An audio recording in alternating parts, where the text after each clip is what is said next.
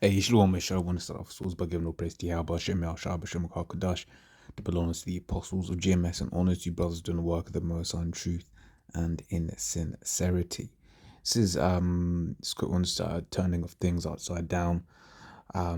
See where the spirit leads, really. Because we know this man and in rulership at the moment has basically been turning things upside down. He's been let me grab that. This is Second Thessalonians 2. I'm going to start from 3. It says, "Let no man deceive you by any means, for that day shall not come, except they shall come up falling away first." And that was the falling away from the understanding, of who we are, or of this truth, right? That is happened, right? So then that man of sin be revealed, the son of perdition. That's referring to the Edomites, right? The so-called white people, right? That is who they are according to the, according to the scriptures, right? We say so-called because they're, it's not really how they look, right? They're really red, right? Edom means red, okay? And also,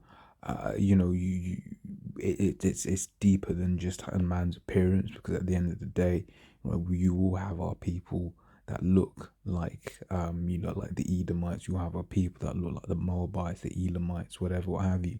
So why ultimately it's a spiritual thing, okay? So, but this man E has been revealed, right? The scriptures talk about, um, you know, uh, how there will be like shameful spewing, right? It's going into like all of the wickedness that he hath done, right? And in going into that wickedness, right, we're able to then be like, yo, this isn't what I want. This is Habakkuk 2. Yeah, so by looking into all of the wickedness that he has done that's being revealed, right, we're able to then say, wait there, you fit the description of the Edomites, right? Because when you look at the wickedness that the Moabites have done, the wickedness that the Elamites have done, right, that cannot then be back attributed to the Edomites. Only the actions of the current rulers, right? Only that can be attributed back to the Edomites. Okay. As Habakkuk 2:16 says, "Thou art filled with shameful glory. Drink thou also.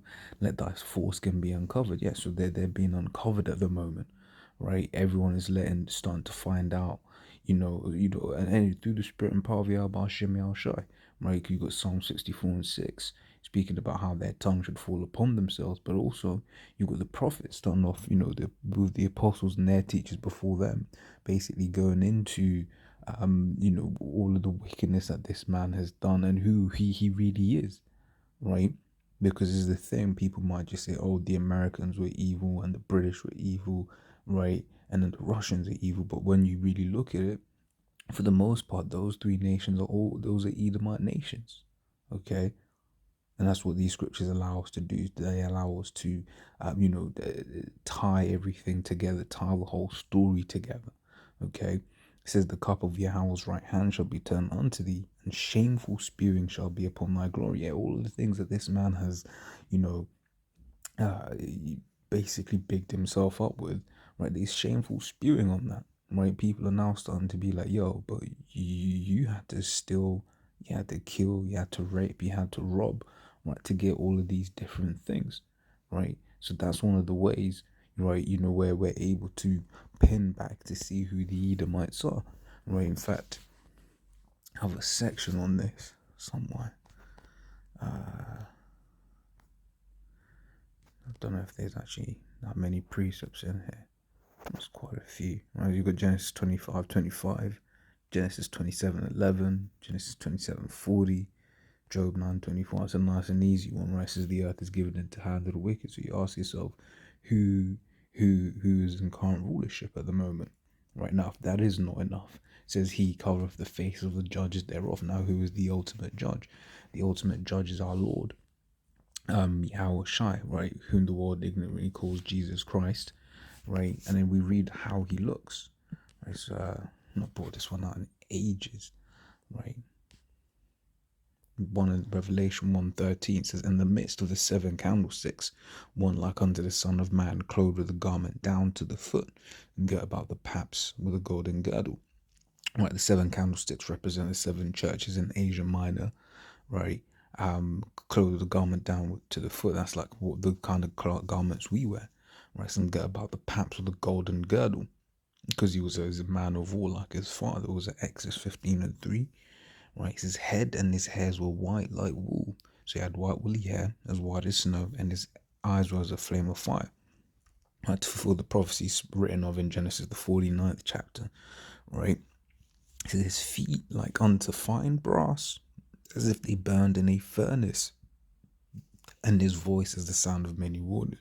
So he had a deep voice. None of this, come my child, none of that. Right, he had, had a booming voice. Right, but the key point, the key takeaway there, he said his feet like unto fine brass. Right, and what color is that? Right, it's a brown. And then he goes on to say as if they burned in a furnace, meaning it's a dark brown. Right, it's meaning it's a dark brown. Right, so that is the number one, a judge, right, on earth. And he has been made to look like who? Just go to any, majority of churches out there. Go to majority of these Latin, families. So Latin, so-called, these Northern Kingdom house, right? They'll have a picture of that, which we know that's really Cesare Borgia, and going back further, Serapis Christus, right? That image there, that white image of so-called white image of who, well, it calls Jesus Christ, right? That was a covering, right, of the faces of the judges thereof, and once again, who did that? Right. So then you got Job 30:1, right, and onwards. This is Psalms 49:11, and this is it. The inward thought is that that their houses shall continue forever, and that's why you hear them talking about, setting up bases on Mars, and setting up bases here, there, and everywhere, right? If we don't do anything by 2050, then the global warming, this, that. Look, man, you ain't gonna be here in 2050, right? Psalms 55:21, words of his mouth were smoother than butter, but war was in his heart. Who is this? Who is the man that breaks all of the agreements that he signs up to? Right? Not only is only one person, right? Even the Iranians, which they would be, I believe they will be the Elamites, right? They will be Elamites according to the scriptures, right? Because the Elamites, that's like that East Indian region kind of group of people there, right? But the Iranians would be part of that also, right? So it says even they were like, after the America like reneged from the nuclear agreement, they said, man, you can't make deals with these people, right? And once again, what happened with Gad and Reuben, right? What the so-called Native Americans and Seminole Indians, this man came over there, made a whole bunch of deals, and then just dipped, right? Reneged on all of them. Not only that, then did some wickedness on top of that to try to kill them, right? Jeremiah 49:16, Obadiah 103, Revelation 12:10. Okay, all these different precepts, and of course there are more, right? Those are just the ones that are there at the moment, right? So where were we? Yes, it's back in 2 Thessalonians 2:4, says, who opposeth and exalteth himself above all that is called a god, or that is worshipped, right? So that he as God sitteth in the temple of God, shows himself that he is God, that he is a God, right? So this is what he's done, right? So when you see all these different things wherein Esau has basically looked at what the Most High has made, and then said, no, actually it doesn't have to behave that way, I'm gonna make it behave this way instead, right? That is Esau basically saying that he is more, he knows more than the Most High, right? But the Most High made everything in its perfection, even Esau the devil, right? It's in the Apocrypha, I believe. No, it's not Fraser. Oh, Sirach 39, I believe.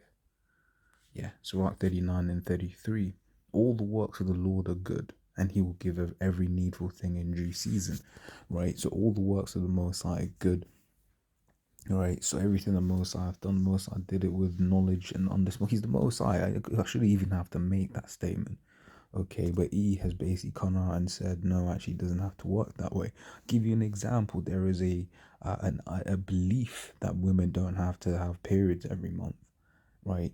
So then guess what? They're like, oh no, it's cool. You can just be on like constant birth control, right? You can just do that. So guess what? That is E basically saying no, the Most High made a mistake, right? I met one woman last year, and she just said, in great joy, like, oh, I haven't had a period in 3 years. Why? Because you've been constantly taking them birth control. I just looked at her like, man. I was like, you must be backed up. Okay. Um, so yeah, that's this man's spirit, man, right? And that's once again that is that in why he has been going around turning things upside down. So let's get the precept of this. This is Ezekiel 28. And once the word of Yahweh came again unto me, saying, right, be it, because when Esau was getting this word, he was being given it from the Most High, right? When people hear us speak, they're thinking, oh, these men are just speaking whatever they want to speak, or they just hate, or whatever. Like, look, we're speaking the words of the Most High.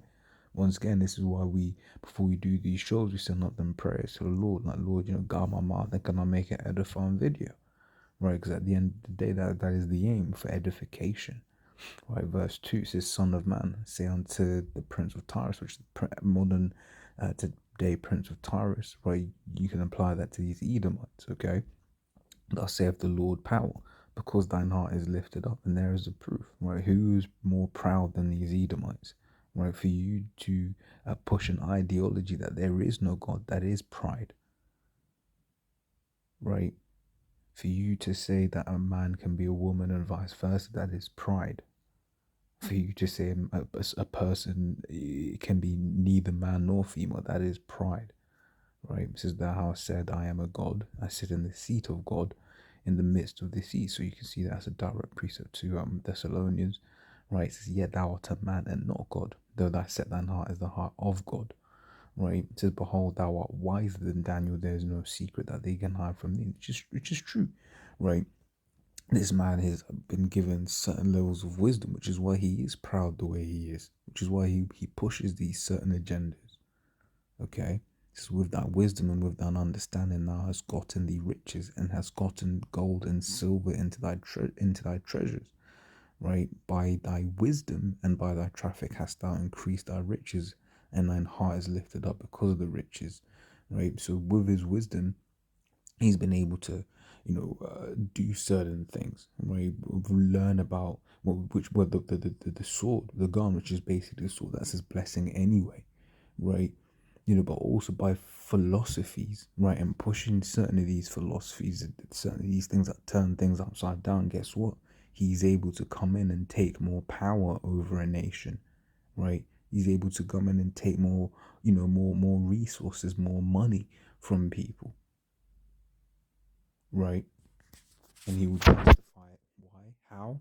Further by these philosophies, right? So we read, I don't know if you even read this, yes, Isaiah 29:16, surely your turning of things upside down shall be esteemed as a potter's clay, right? So the way Esau has turned things upside down is going to be a liken to this, right? It says, for shall the works of him that made it, he made me not.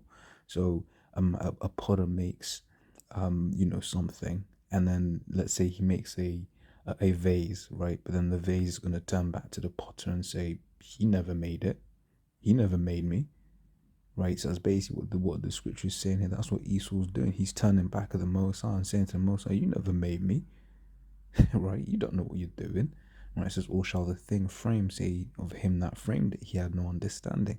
Right? So you go to the Louvre or something, right? You see the Mona Lisa, right? And he's saying back to the forgot who painted it, and saying back to him, you never painted me. No, it was rather you had no understanding. You didn't know what he was doing. That's madness. But that's what Esau is doing when he's flipping things around. He's saying the Most High didn't know what he was doing when he made it. Right? He says Isaiah 5:20 says, woe unto them that call evil good and good evil. right? So that's destruction unto them people, and that is a turning of things upside down. Because once again, everything that Mosai did, he did in his perfection. So E coming around and changing it, guess what? He's calling something that is good evil, and that is evil good, right? It says that put darkness for light and light for darkness, and that put bitter for sweet and sweet for bitter, right? Um, yeah, I mean I could go on, but like I said, just a quick one. Turning of things upside down. A little sub lesson there of the Edomites. But yeah, as always, Lord, I was edifying. Till next time, I say, Shalom.